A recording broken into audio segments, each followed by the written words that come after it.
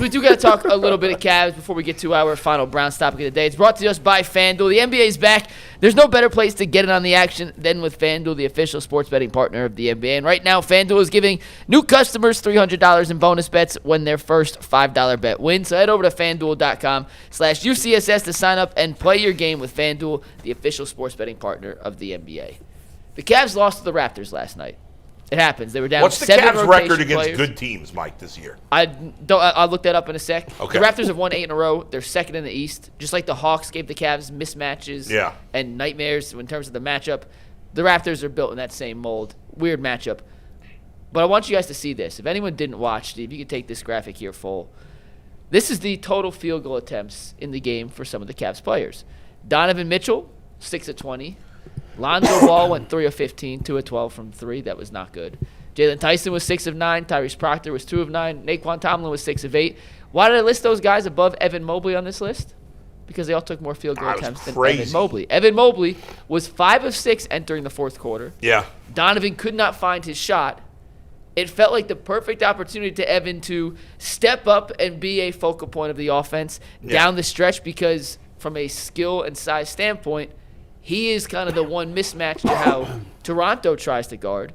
And instead of stepping up in the moment, Evan ended up taking 1 field goal attempt in the fourth quarter and was essentially non-existent. The loss is whatever. Why is Lonzo Ball shooting the ball so much? He can't make a shot. What is happening? In particular or in general? No, he can't What did he shoot. miss his last 12 shots? Last night he made some shots. He was 3 for 15. Well, he made 2 of his first He made 3. 2 threes. Yeah, but then he lost, and he missed every shot the rest of the game. To be fair, after the second quarter, I didn't watch the rest of the game. Shout out to Peacock. I like their scoreboard. Dude, They do a great job I on the like podcast. everything about NBC Peacock. is the Dude, best, they man. are killing it with this NBA deal. Yeah. By the way, and their cameras are better. Yep. Wait a minute. Yeah, it looks sharper. No, it's been proven. Didn't Excuse they me. move that? Awful announcing did an article about Didn't it. they move like NBC stuff back to like regular YouTube TV? Like, if it's on Peacock, like you can also just watch it on NBC. Oh, I don't. Yes, it was on I KY. didn't It's realize on that. It was KYC. on the big three. Like I was watching it on Peacock, but yeah, but it was on Channel 3, Okay. which is cool. yeah, For like a weeknight game to be on like absolutely. 3, 5, or 8. It never happens. See, But too many of these guys taking shots. By the way, you miss your guy Ty Jerome right now. He was your guy. You all sold him out. You all said he didn't matter, and now you miss him. Well, you know he hasn't played yet. Who cares?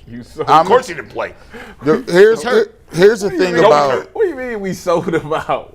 Man, Evan Mobley, this is, and here's the problem with basketball I now. like the same thing. I just went on this rant last week. The problem is we always is trying to project these leaps, man. Like, bro, some people's game don't be like that. Sometimes it's called he was never like that.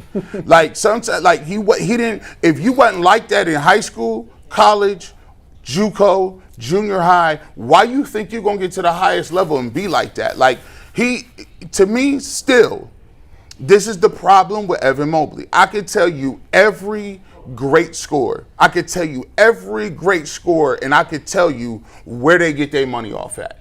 I could tell you what their pet move is. I could tell you where they're gonna get to. I can let you know on the floor. When you say Evan Mobley, I want him to be aggressive. What does that mean? Taking threes? Does that mean he gonna get it on the left block, turn right, drop step? Does that mean he gets it on the left block, he throw a jump hook? Do we got a fade? Do we have what? He doesn't have anything that he can go to be like, yeah, I'm about to get this off. And he's not extremely athletic. Like he's not gonna just, he's not DeAndre Jordan where he's 7 foot and I'm jumping out the gym. He's not.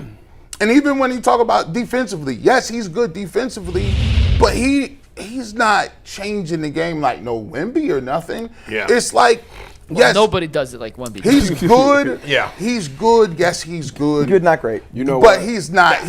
You know what? I've It is what come it to is. the realization. He's not great. That I'm an NBA expert? Sure. we are sponsored by who's sponsored today? FanDuel? FanDuel. Yeah. So FanDuel has this section, right? When you betting on the games, it's called PAR, points, assists, rebounds. The new hashtag is fade Mobley's PAR. Every time. Fade the You're PAR. going to hit it every time. He's never going to go over. Dude, never. what I don't understand is He's never go. It's easy money. Yeah. Fade whatever Fade him. his PAR is. He's not going to go over. Mike, what I don't understand is this: you had 3 of your 5 best players out, which is a whole nother story for another day because that's a freaking joke. So you had Donovan and a bunch of slappies. Yeah. And for him not to be aggressive in that situation is pathetic. And it sums up him as a player. He's a good player. He's obviously an excellent defensive player. He'll never win a defensive MVP again unless Wemby gets hurt again, which although he's hurt again, so he'll probably keep getting hurt. And they're coming next week, and he's the one player I haven't seen in person that I'm dying to see in person. Who? Wemby. I don't know if he's going to be here or be healthy when they come next week. I went to a game in San Antonio. Oh. In his rookie year, 23. We were down doing a UTSA game, and we went to Spurs game. Fade Mobley. Apparently, he's 3 inches taller than he was. He's not going to be back by next week, right? I don't think so, which sucks. And that's just I don't understand. You can't take 7 shots when you're the second best player on the team and the 3rd, 4th, and 5th best guys are not there. You know what happened? You know what happened in this game? What happened? Remember I went on that rant last week about what the Cavs do when they play good teams? They get to the 4th quarter and it's just Donovan get the ball and get out the way. The same thing that happened. And Donovan stunk last night. You can literally not watch the game and know how it's going to go, especially when they're going up against a good opponent. You got the record against good opponents, Mike? No, I was invested in this conversation. Okay. I can look it up for you real quick. And my thing is, too, McNuggets, as a big, here's the thing. If your shot ain't falling or if you ain't got an offensive game, the thing that irks me about Jared Allen and Evan Mobley is they're not good enough rebounders for what they should. If you ain't going to give me 22 or 23 points and you got an off night, at least give me 15 points and give me 12, 13, 14 rebounds, 2-3 blocks. At least bring your energy or bring your helmet to the game, right? So 2 things with Mobley real quick. One thing that's unacceptable is when he's not invested offensively, it feels like his energy defensively and on the glass also sputter. Like if you're not going to have a big score night, G, to your point, I need 12, 13 rebounds. I need you to be an absolute enforcer on the defensive end. When his offense isn't there, it feels like his overall energy levels dip. On the other hand, with Mobley's offense, he's put in a situation in 2 different roles right now, and he's basically being flip-flopped back and forth. Early in the year, those first 6 games, they said, hey, Ev, you're going to be the creator. You're going to be the facilitator. We're going to run offense through you. We're going to start you higher up. You're going to be the focal point. We're going to see if you can beat guys off the dribble. We're going to see what you can do. We understand it's going to be a process. There'll be some growing pains, but we want to see if you have that capability, right? In those 6 games, didn't go great. DG comes back. They kind of pull back the reins, put him back into this 3rd scoring option, catch the ball, go downhill, which is where he thrived in last year. But imagine being told all offseason, this is your team. We need you to take that leap. We're going to play through you. We want to see what you can do. And then 6 games in, it kind of gets pulled back. It feels like he has lost some confidence. And you guys know as 3 former athletes, and really 4 if you count Bulls Little League accomplishments, which do absolutely count. Thank you for that, by the way. Confidence is half the battle with some of this stuff. And for a guy like Evan, who we've all said isn't that aggressive and assertive and vocal and demonstrative already, you can't have a lacking confidence Evan to get the best results. And last night, it's not the first time that he's been MIA in a 4th quarter. Go back to their first loss against Boston in the regular season last year. They're 15-0. Mobley dominated the first 3 quarters, and in the 4th quarter, he took 1 shot again. Kenny, after the game, said, hey, that's on me. I got to make sure we keep him more involved. Against the Pacers in the playoffs bowl, you, for once, made a really good observation about the Cavs and pointed out that Mobley was their only offensive threat in the first half. I think he had 13 points, if my number may be off by a second. You're just jealous because I've made a lot of good observations this year, Mike. You've been better. But better than nothing's not a high bar. Jealous because you hyped up Mobley and you were wrong. I did a whole thing. I do my Bleacher Report as my side gig, and today I had to do something on Mobley, and just the reality has been he hasn't been good this year. Nope. Like he hasn't, and it's hard to justify. And 18-8 for Dean Wade's a career year. Like 18-8's not bad, but we expected so much more from Mobley. He is way too talented to just be pretty good. How's the defensive metrics? Has his defense tailed off too, or no? No, if you look at like B-Ball Index and all the advanced analytics stuff, it's still top notch. It's not Wemby, but it goes Wemby, then there's a group of like 4 or 5 people in that next tier, and he's right in that next tier. I think it's faulty because I think when they was working with him this summer, I think people started to understand, like they started to think like, oh, your next evolutionary step is you're going to get the ball and you're going to create like you Durant.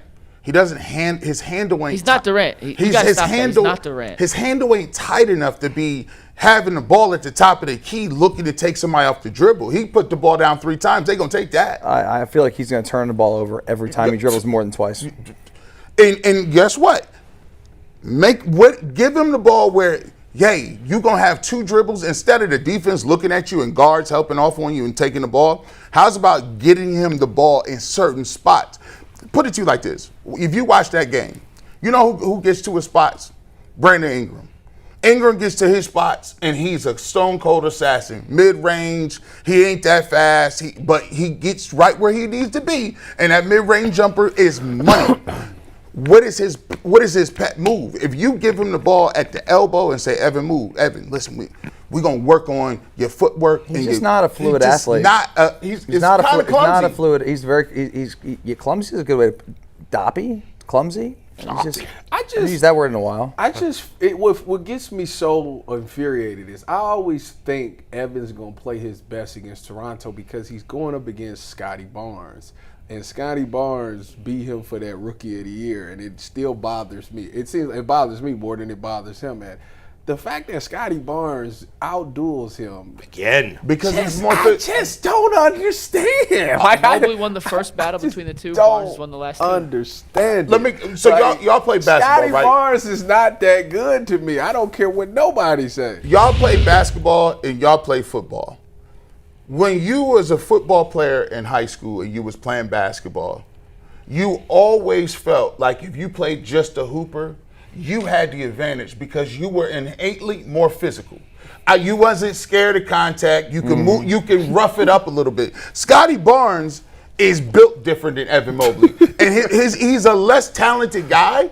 But guess what? He's physical. He's bigger. No way he had 18 in him. But it's like it's just like Mobley.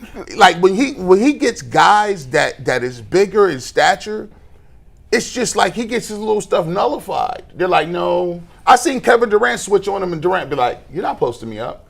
Mike, would you trade Mobley for Barnes right now? I don't like Scottie Barnes. I hate his game. That's what I hate. And I hate Scottie Barnes. I don't like his baby throw. I've been consistent. I just don't like his game, so I would not. Is Evan better at anything besides defense? Better shooter. He is? You sure? Scottie Barnes can't shoot the same. He's way more skilled than Scottie Barnes is shooting 40% from 3 this year, my friend. On what, like 1.5 attempts a game? I'll take a look for you. I didn't even know Brandon Ingram had 30. He's shooting 40% from 3, taking 3.3 threes per game. He's killing. Yeah, I don't buy that sticks up. I wouldn't take Barnes. I wouldn't take Barnes either. But look who leapfrogged him though. Chet Holmgren leapfrogged him. Holmgren's better right now. Sengun better than him right now. Yeah. Would you take Wagner over him? They all in the same draft class. Mo Wagner. The other Wagner. I'll take any Wagners. Any foreign player. I really like Franz's They're all game. tougher. I can't believe I'm even thinking about it. Put it that way. Look, I can't believe I'm even thinking about I'm it. taking Scottie Barnes. Think about how many people. No, you not. Evan Mobley's a fraud. Why you on troll us like that? Don't do. You troll me. Don't do Scottie Barnes. Scottie Barnes is averaging 19, 8. He averages as many rebounds as Mobley. I don't like his game, bro. More assists, more points. That's sad. It's less points, less rebounds. Not less points. Hold on, watch this. He's averaging 19 a game. Watch this. This is crazy. Scottie Barnes. This is going. D Fox. It is slightly more. You're right. D Fox. Look at this. Is Evan Mobley better than prime Kevin Love? No. Prime Kevin Love? Are you out of your mind? High?